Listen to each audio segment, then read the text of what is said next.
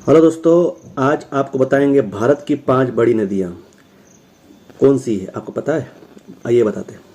भारत की 5 बड़ी नदियाँ हैं। सबसे पहले आती है गंगा नदी। गंगा नदी जो एक पवित्र नदी है, जो कि इसे सबसे महत्वपूर्ण नदी कहा जाता है इंडिया में। और इसकी लंबाई लगभग 25 से 25 किलोमीटर है। और यह नदी उत्तराखंड के गंगोत्री ग्लेशियर से निकलती है और यह जाकर बंगाल की खाड़ी में गिरती है।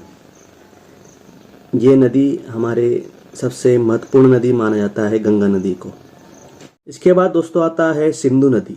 सिंधु नदी जो होती है वह तिब्बत के मानसरोवर से निकलती है और जाकर अरब सागर में गिरती है।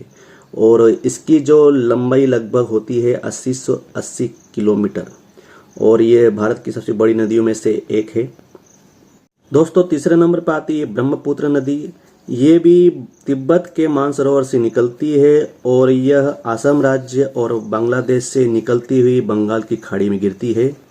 और इसकी लंबाई लगभग 2900 किलोमीटर है और ये भारत के बड़ी नदियों में से एक है।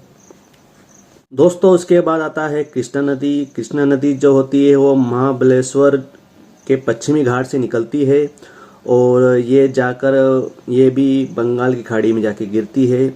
और इसकी लंबाई जो दोस्तों ये भी 1400 किलोमीटर लगभग हो सकती है। इसे भी पवित्र माना जाता है कृष्णा नदी को। दोस्तों इसके बाद आता है गोदावरी नदी। गोदावरी नदी जो होती है नासिक के त्र्यंबक पहाड़ियों में से निकलती है और ये भी बंगाल की खाड़ी में जाके गिरती है। और दोस्तों इसकी जो लंबाई लगभग होती है 1465 किलोमीटर और ये भी भारत की जो नदियों में से प्रमुख नदियों में से एक है। तो आपको वीडियो पसंद आए प्लीज़ लाइक एंड सब्सक्राइब करिए। धन्यवाद।